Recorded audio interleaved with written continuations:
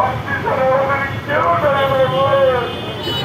মাহবুব রে, এই প্রতিবন্ধী অসহায় মানুষগুলোকে আপনি যাচ্ছেন তারা নির্যাতিত হতে পারে মাহবুব। আর আমরা নির্যাতিত নিশ্চিত চাই না মাহবুব। যারা আছে আল্লাহ তাদেরকে ধৈর্য দান করুন আল্লাহ।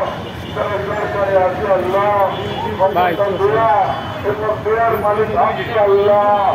আল্লাহ যারা ক্ষমতায় বসে আছে তাদেরকে সেই ধৈর্য দান করুন আল্লাহ। তাদের উপর খাস রকম বরকত নাযিল করুন আল্লাহ।